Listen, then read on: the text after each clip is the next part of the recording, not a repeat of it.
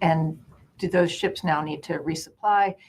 And then I have a follow-up. Sure. So in terms of resupply and cost, that's something that I think CENTCOM should really speak to, or I'm sorry, or EUCOM and Sixth Fleet. I just don't have those numbers readily in front of me right now.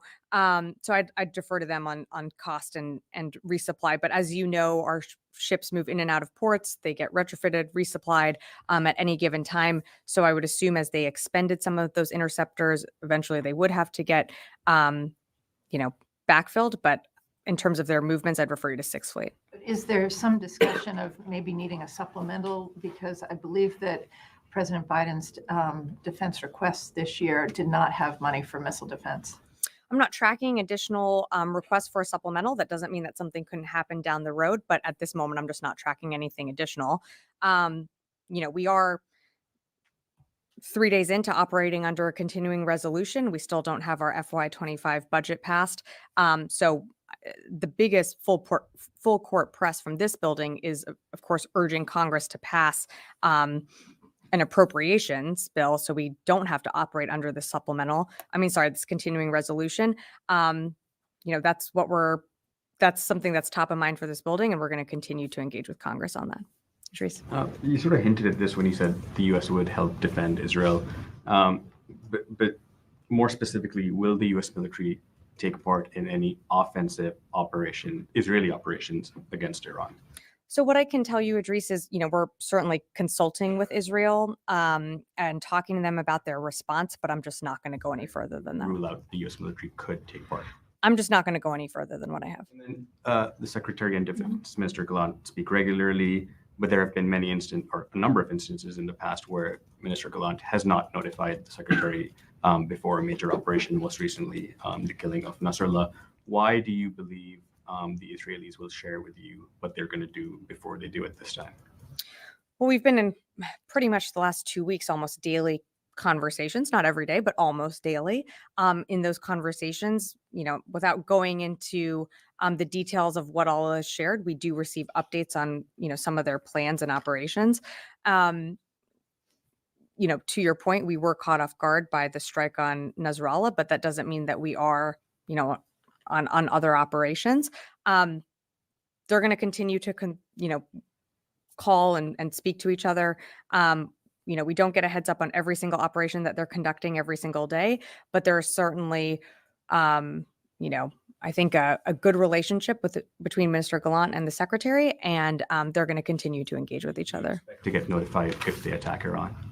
I think I can tell you that we are talking to them about their response. I think the president spoke to this as well, without characterizing his words. But I certainly think that any response from Israel to Iran, we will be part of those discussions.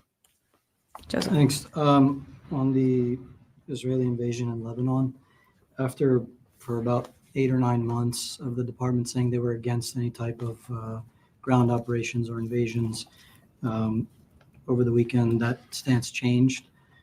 Now the department is saying that they support limited operations from what they understand the Israelis are doing. What is limit? I mean, we've seen this before in Gaza. What is it that's limited for you guys? At what point do you push back and say this is no longer limited? This might be against U.S. interest and potentially Israeli interest for whatever they're trying to do. Because we reported that U.S. officials are saying that it needs to remain limited, or else they could lose U.S. support. So to characterize what they're doing along that northern border is what we see is, and how we assess is it's limited in the scope and scale. And what they've said to us is that they're going after, Hezbollah infrastructure that is along that border where, Israeli communities are. We understand that the strategic purpose of this is so that Hezbollah cannot maintain the capacity to attack Israeli communities right there at that border in that short range. Look, we're still going to have these conversations with them. Right now, what we are observing and assessing is that these are limited in terms of the types of operations and how they're being conducted, as well as the people. different militaries conduct operations differently than the United States, just as we do, separately from other militaries all around the world. But our assessment still remains that these are limited in scope and scale right now. And then just one more. Is it fair to say that there's any type of disconnect between the Secretary and the NSC or other agencies of the Biden administration in terms of how they agree, or what the Secretary believes is the best way to go forward with whatever military operations they're carrying out?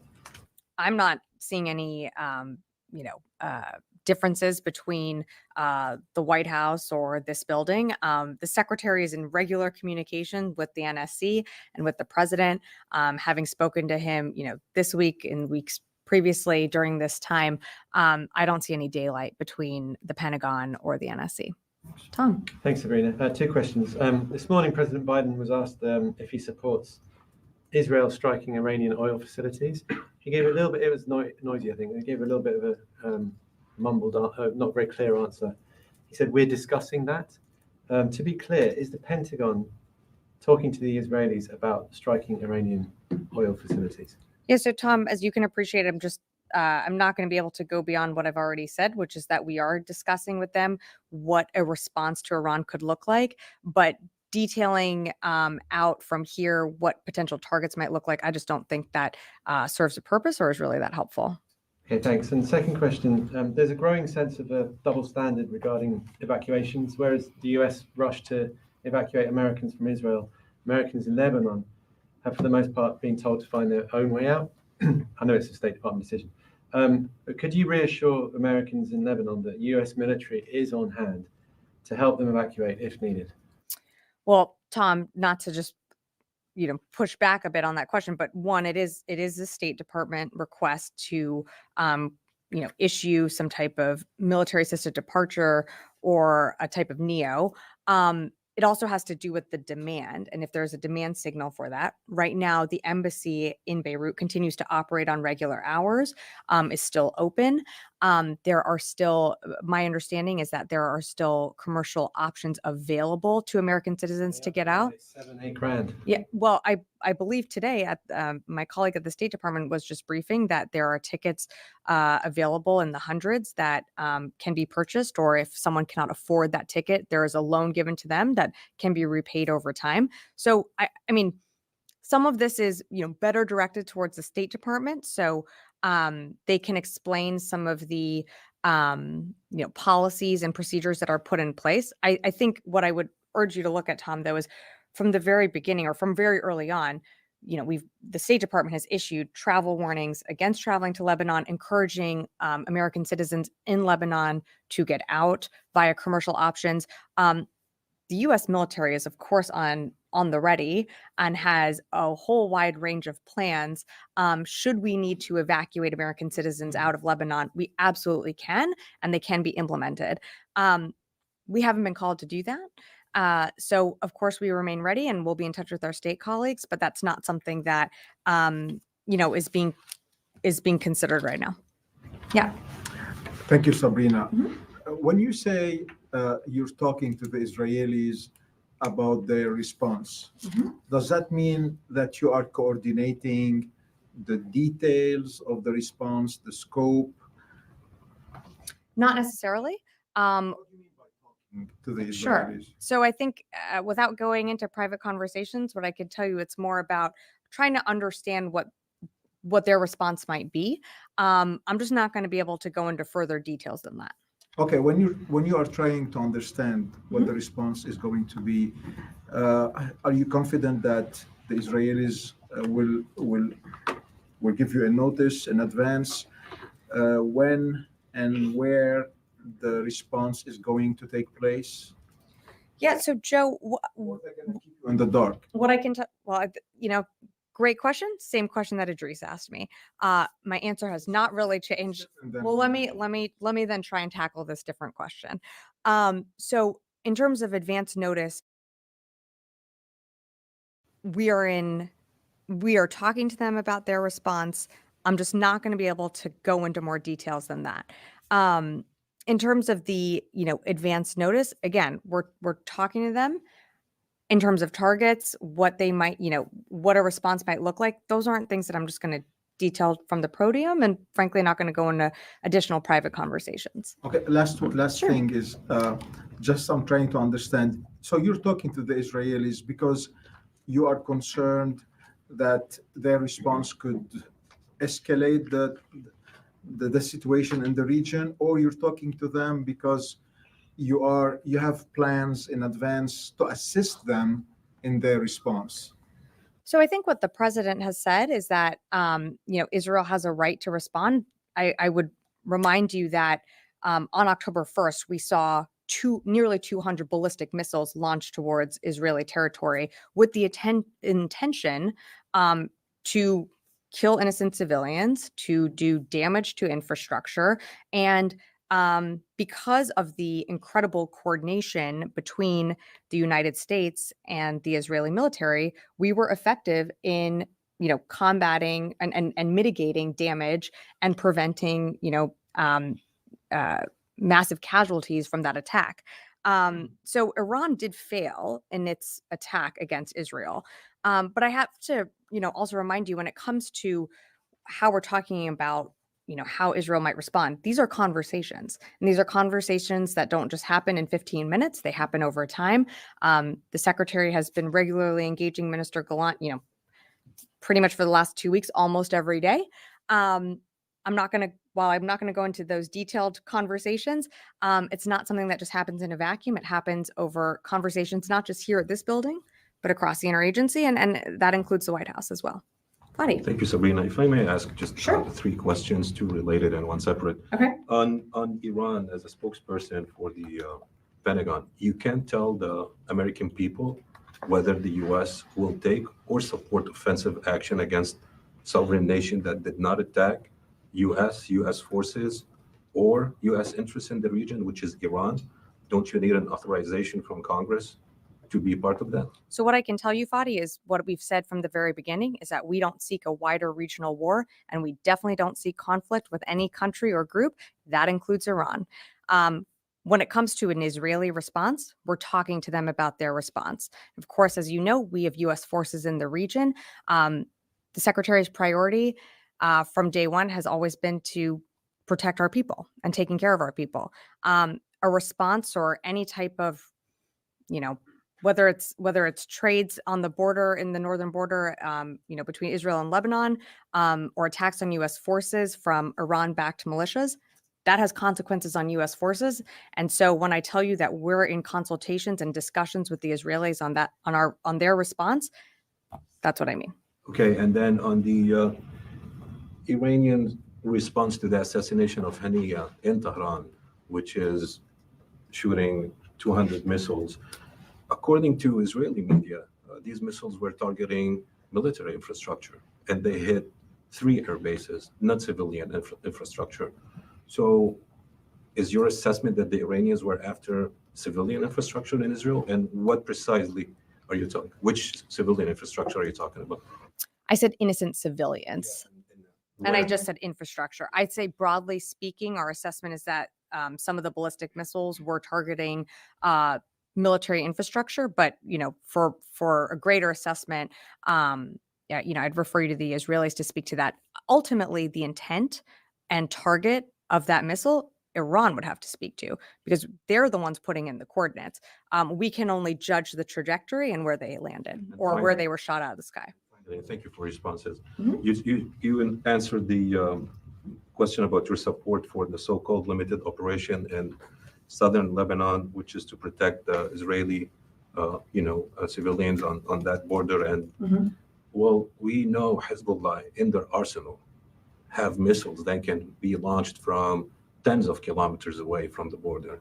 So how does that operation make any sense if the intended or effect or impact or goal is to prevent Hezbollah from launching those attacks? Along that border and some of that infrastructure are C2 nodes and storage facilities that the Israelis military, and understandably feels the need to eliminate in order to get their population back into the north. And this is not just for the protection of Israeli citizens. These are also, Lebanese citizens that live on the other side of the border, to allow for, them to live in safety, free from Hezbollah as well. So the Israelis are trying to protect Lebanese civilians. I think they are certainly trying. I'm not going to characterize, all of their operations, but they've been pretty clear that they want to see their people move back into the northern communities, and they are conducting limited operations along that borderline. Charlie. Yes, Sabrina, we're all sort of referring to the same thing, and you had mentioned consequences. This is where conversations with Iran of what the Israelis may do with Iran is different than what they've done unannounced in places like Lebanon. Because just looking at the geography, you've got Israel, you've got Iran, you've got a U.S. footprint kind of between them. It will have consequences for U.S. forces. Has there been any change in terms of posture or readiness or alertness? Have you seen any activity by Iranian-backed militias? Have you seen the Houthis activating in any way? So no change to our posture or readiness. I'll remind you that, as you said, we have forces throughout the region. Any type of action has potential impacts for our forces wherever they might be stationed. In terms of, Houthis or IMG groups in, Syria and Iraq, I think as of most recently, the Houthis have continued to target commercial ships in the Red Sea. We have seen from almost the beginning, I think since October 17th, sustained periods of attacks on U.S. forces from these groups in Iraq and Syria. But I don't have anything recent to point to you on, if that's what the question was. But we certainly have continued to see activity. And we always reserve the right to defend ourselves. And that's what our forces will do in the region if attacked. You haven't seen any uptick in that region? I mean, could you give me something specific that you're referencing, or is there like a specific date?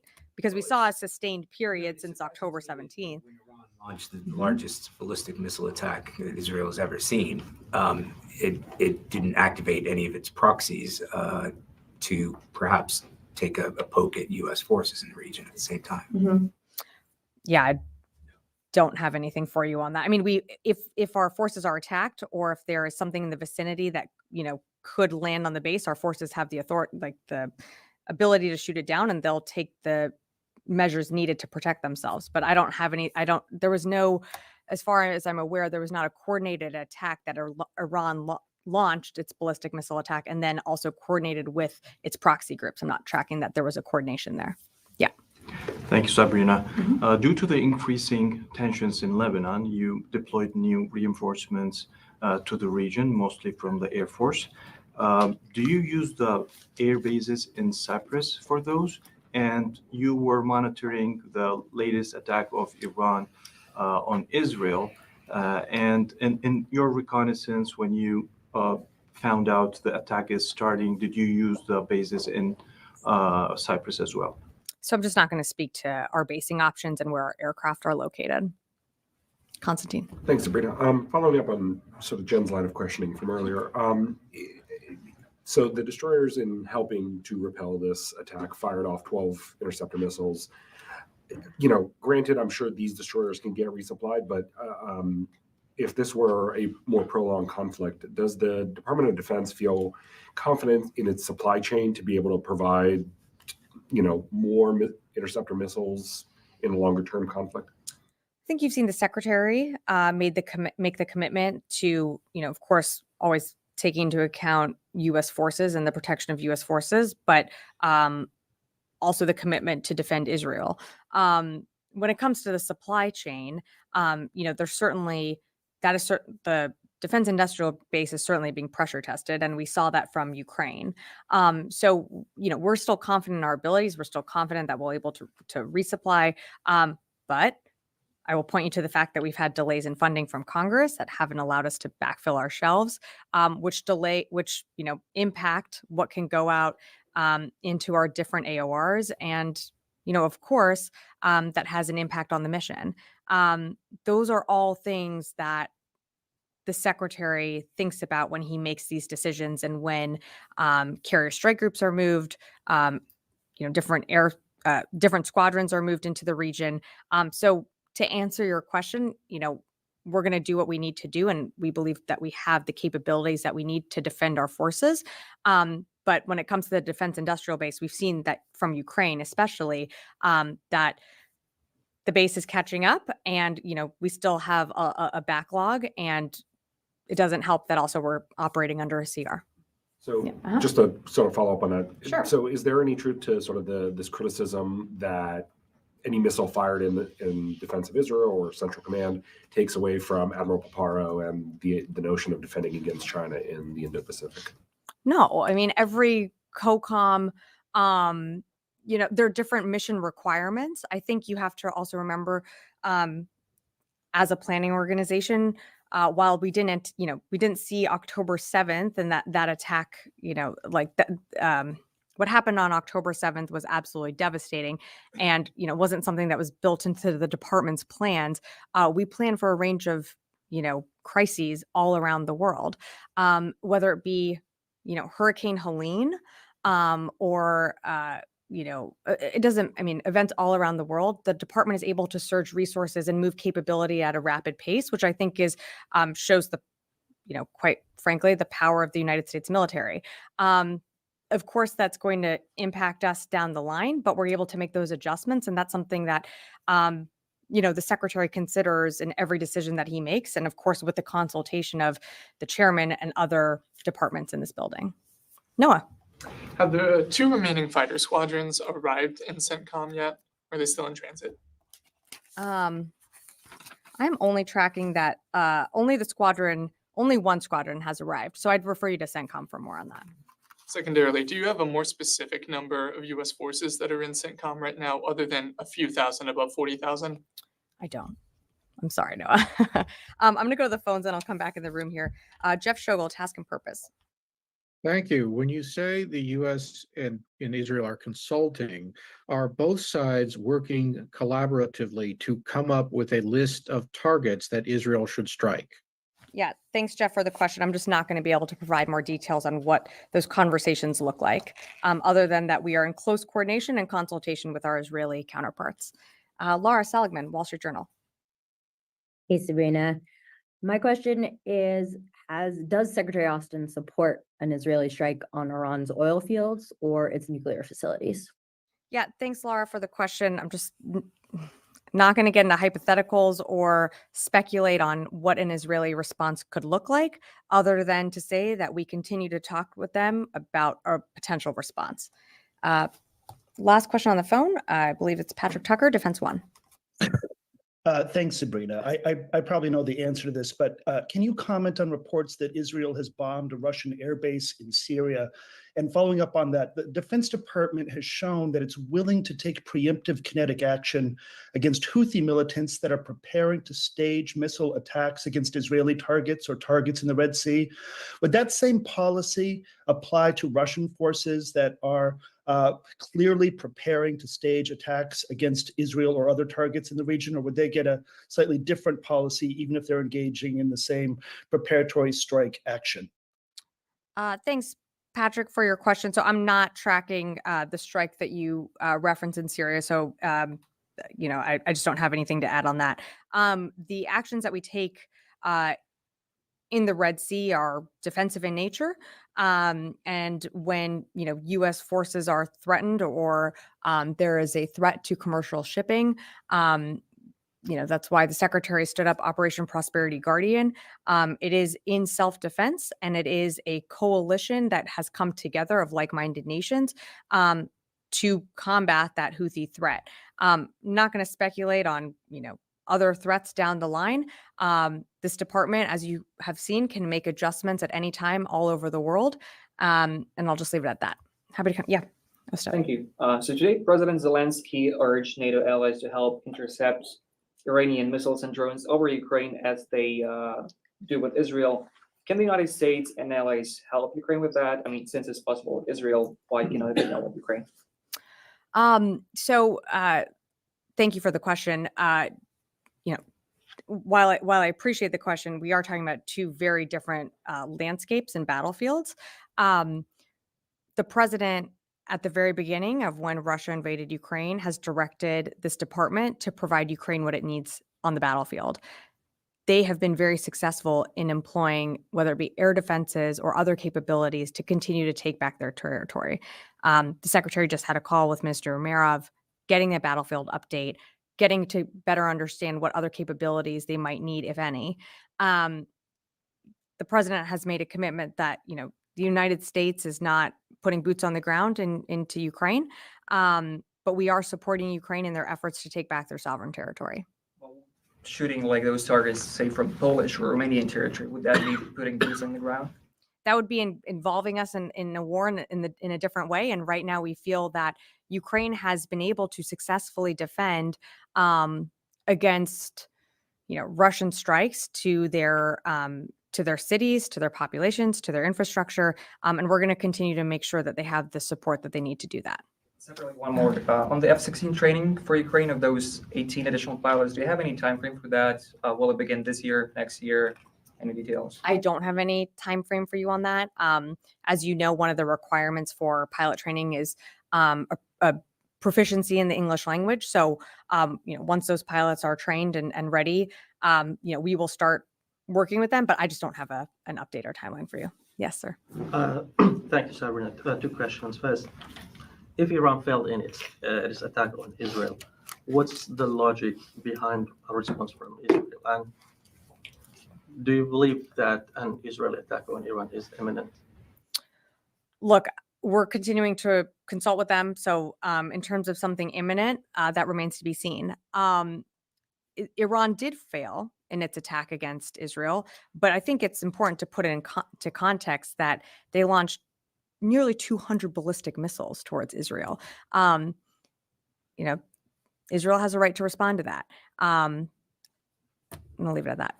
And lastly, Iran used Iraqi airspace to launch its missile towards Israel. Do you knowledge any missiles intercepted in Iraq? And if I may add, you have enough airspace, enough defense capabilities in Iraq, not just to defend your forces, but to respond to Iranian missiles if launched on Israel. We have deep air defense capability in Iraq. In terms of anything that was shot down over Iraqi airspace, the U.S. engagement when it came to the attack on October 1st came from our 2 destroyers in the Eastern Med. So anything shot down in the air or over Iraqi airspace, I'd refer you to the Israeli government to speak to that. Yes, in the back. President of Ukraine, Zelensky, said today that the West is dragging out long-range missile supplies. Is the U.S. dragging out long-range missile supplies? No, what I would say is we have a limited supply of long-range missiles, and we can only a few nations have that supply, whether it be ATACMS, Storm Shadows, Scalp, you name it. They are limited in their supply. So, we're not dragging it out. I think, in fact, you've seen this administration, this building be very committed to making sure Ukraine gets what it needs to defend itself. But you are talking about interceptors that, we have a limited amount on our shelves. And so we also have to always assess our own readiness whenever we make decisions when it comes to presidential drawdown packages or USAIs, which are long-term. And that's what, that's the secretary's in his mind. He's always assessing our readiness and what U.S. forces need. Grail. Thank you. I have 2 questions, please. One, India's foreign minister was here meeting with the Secretary of State during the time, at the same time when Iranian missiles went on Israel or attacking Israel. So my question is here that India have also, of course, good relations with Iran and as well as with the Middle East countries and all that. If Secretary of Defense or anybody from the department have spoken with him or met with him to bring some kind of peace or India can help in the Middle East or between Russia and Ukraine or now Iranian missile attack. I don't have any conversations to read out from Secretary Austin any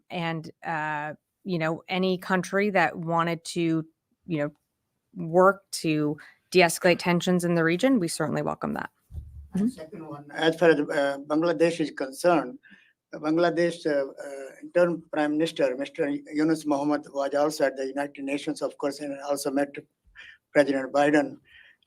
Any role the DoD or Defense Department playing as far as Bangladesh situation is concerned there, or bring the new Prime Minister or elections and ongoing discussion as far as US and Bangladesh military to military relations? I'm not tracking any DoD involvement. I would refer you to the State Department for more. I think that's happening more in the diplomatic channels. I'll come back. We'll keep going around and then happy to come back here. Yes. Thank you, And then go to Louis. As you mentioned that you are engaging in discussions with the Israeli about what their response to Iran. Did you get any commitment from the Israeli that any actions that will take it against Iran will not lead to a wider war, which is your concerns, of course? So I'm not going to go into more details on the conversations, but what I will tell you is what we stress publicly and privately is that we don't want to see a wider regional conflict. So you can absolutely assume that that is something that is brought up in every conversation with Minister Gallant or, across this administration. My next question, regarding what's going on now at the border of Lebanon, how long do you believe, as the DoD with their assessment, Israel need to achieve their goals? Is it like months, or we can maybe see like what's happening in Gaza is still like over almost a year, and we see the wars is still going on there? That's up to Israel to define what their strategic objectives and goals are. They've laid that out in terms of they want to allow citizens to return safely to their homes on that northern border region.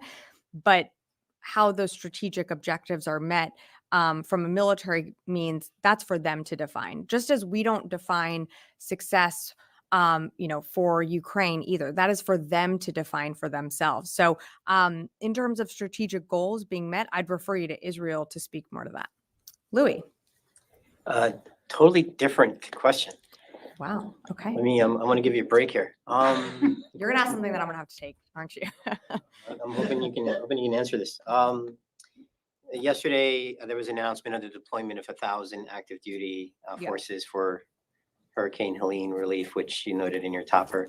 Can you tell us what the progress is? We know they're coming from the 18th Airborne. We know they're coming from 82nd Airborne. What exactly is their role? How will they work with guardsmen? Are they complementary? Are they on their own? And I know they fall under the tag, but can you just explain to us what it is exactly they're going to do? Sure. So the secretary authorized their movement of nearly 1,000 active duty soldiers. Their role is that they're going to fit into the larger apparatus, which is being led by FEMA and the North Carolina government. So between, NGB, North Carolina National Guard.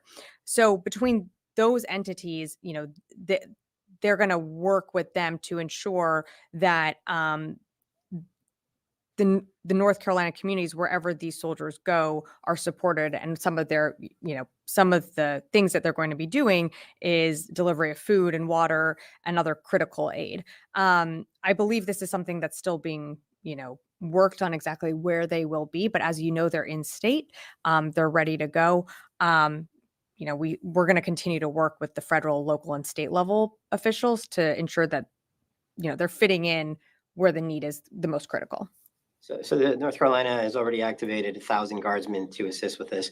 It was the thinking that these additional 1,000 active duty personnel would bring capabilities that they don't have right now. Yes, and augment as well. My understanding is that they bring additional capabilities. I think certainly, the National Guard has its own capabilities, but these will augment those.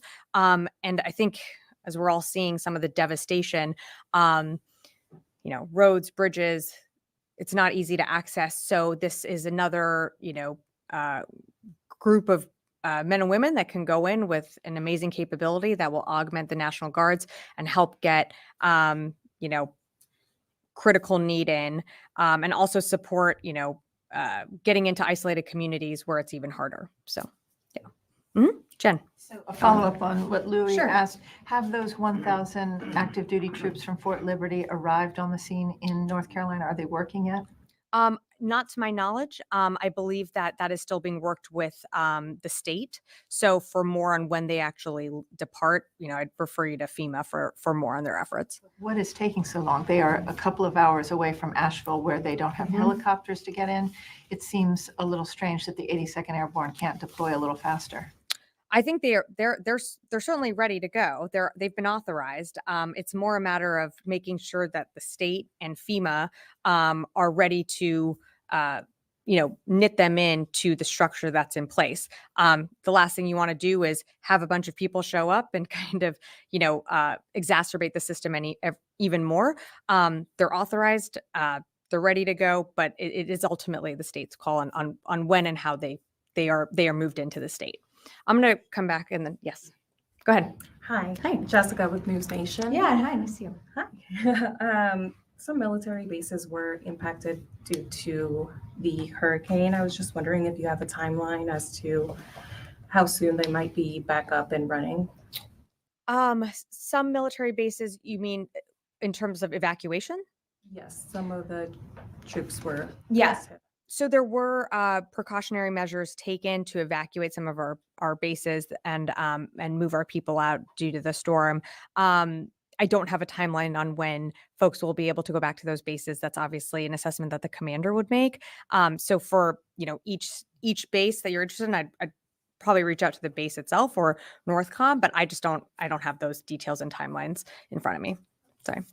Joseph, do you have any updates on the Truman, where it's going to deploy, and does the secretary have any plans to call for another 2 aircraft carrier or strike groups to be in the Middle East? So right now, I don't have more than what Sixth Fleet had announced, and that the Truman will be continuing into the UCOM AOR. I think probably participating in an exercise soon. The secretary always reserves the right to change her orders, but right now she's continuing as planned. Okay, one more. Okay, yes. Just kind of adding to Luis's question, how common is it for active duty soldiers to participate in disaster response? Is this a new thing, or in disasters of past, has that been pretty common? No, you've seen participation of active duty. I will be honest, I don't have a full rundown for you here. But I think in 2018 was when maybe the 18th was activated for a response. It's not uncommon. It's on the needs on the state. And of course, what, the local and state leaders assess what they need and in consultation with NGB. But it is common. It's what, they can be used for a range of, whether it be a crisis in a different part of the world or a national disaster, natural disaster, I should say. They are there to help support their communities. And so it's not uncommon is my bottom line, is what I'm trying to say. Okay, thanks everyone.